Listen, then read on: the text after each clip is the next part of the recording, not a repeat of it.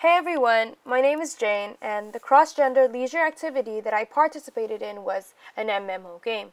Now before you guys go, huh? What did she say? I want to give you a few examples because you may have actually heard of them or may have participated in them. First off is World of Warcraft. This game is very important because it started the popularity of MMO games. Then there are some that are not as popular but are still heavily populated with players, like the Guild Wars series, and Terra. But I didn't choose any one of these three. I chose, drumroll please, Celtic Heroes, because the sword reminded me of Excalibur. Now, let's take a deeper look on what an MMO game really is. MMO actually means Massive Multiplayer Online Game. And then this is the definition I got from Techopedia.com. A massively multiplayer online game, or MMOG, refers to video games that allow a large number of players to participate simultaneously over an internet connection. These games usually take place in a shared world that the gamer can access after purchasing or installing the game software. The explosive growth in MMOGs has prompted many game designers to build online multiplayer modes into many traditionally single-player games. Now, this really means that the players of these games actually have the chance to almost play internationally because they are able to connect with people that are playing with this game. And remember, the game is not limited to only where you're from. There's actually no limit to it. As long as you have an internet connection, you're able to play this game, which means people from China, people from Russia, people from all over the world can play this game. And then that's what it provides. It provides you a game where you can play in the comfort of your own living room but meet people all over the world. Now some history on the subject. The first MMO game was created in the year 1975. But keep in mind that the internet connection from the year 1975 until just a couple years ago was very slow. Yes, almost like snail speed. And also remember that the first wireless connection was not built until the year 1991. And just to add on to the nightmare, that was a cell phone from the year 1975. And smartphones wouldn't come for another several years. So add all of these negatives up and you should get a not so popular type of software. And yes, that is an unhappy child playing that game. And this was probably why MMO games weren't played as much then than now.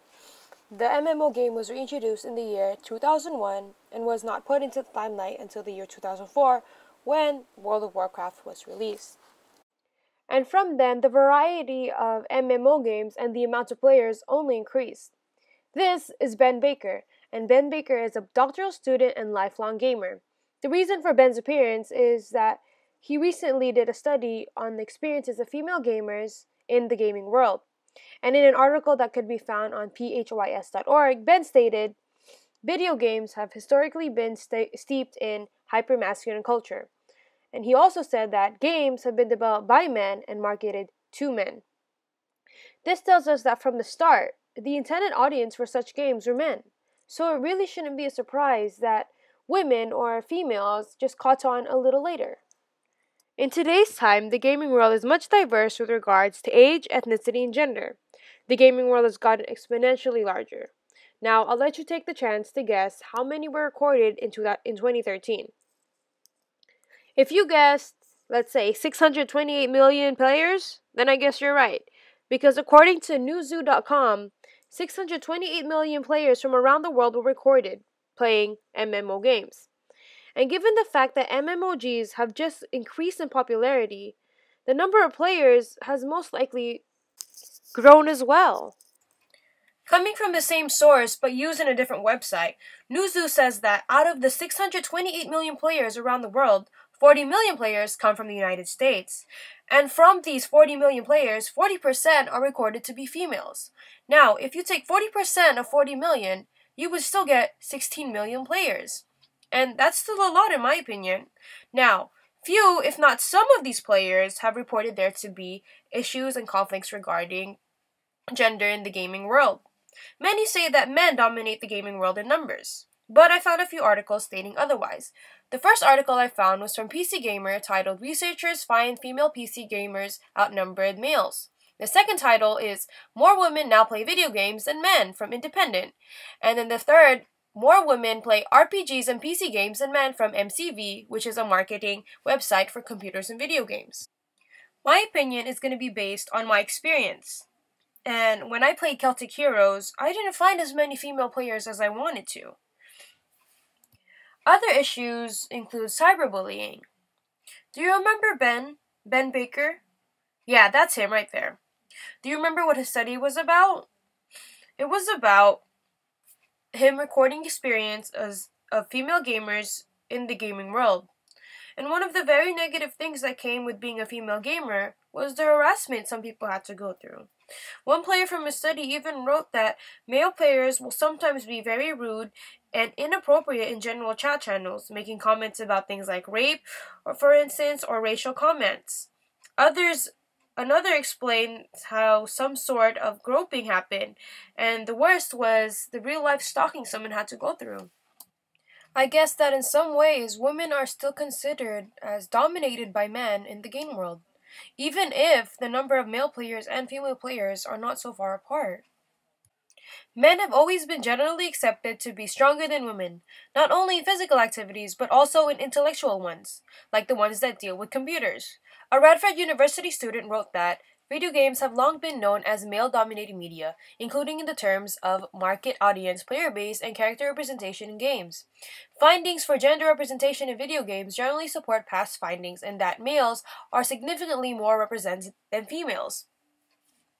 In the same article, the student also writes that men and women are depicted differently, physical abilities, role in the game, and physical representation in terms of body and attire. And in the next couple of pictures, you'll see that she's right. Women show more cleavage, women show more skin than men. It's highly unlikely that you see a woman not showing more than a little bit of skin. So let me just guess that in order for these female characters to do something that is generally accepted to be a man's job, they have to look extra feminine? So, is this female apologetic? In order for females to be accepted into this gaming world, they have to be dressed in more or less bras, skirts, or dresses. Now, before I start sounding biased or negative, I just want to make it clear that the feminine clothes are nice and very appealing. My only question is why they have to be so appealing. And this is probably one of the reasons why I was never really interested in games like this. It's because most of the advertisements that have these women appeal only to men. Another reason is that I always thought that it was just another violent game, and I really had no interest in them. In this article, video games male prefer violence while females prefer social, supports my claim perfectly, as well as this statistical graph that I found from Washington Post that was made by Newzoo, which says that males are more attracted to games like Halo, World of Warcraft, and Call of Duty, while females are more attracted to Wii Sports, Candy Crush, and Just Dance. So now when all of this is added up, did the game challenge me? Honestly, at first, it did, because I was trying to familiarize myself with it. But I'll show you this video of me in my first few attempts at this game. As you see, it's really straightforward, and the game tells you what to do. It's just really a matter of patience in achieving quests that were given to you. Like when Aaron was trying to get me to get some torches or for the Flamebringers. From my experience, I could say that male's idea of leisure comes with a lot of waiting. It's not all violence, but really hard thinking and really long waiting. I guess I would play again, but the real question is, how long would I last? I have a really short attention span, and this game needs a lot of your attention. So I give props to all players that have reached such high levels because I know that took a lot of work.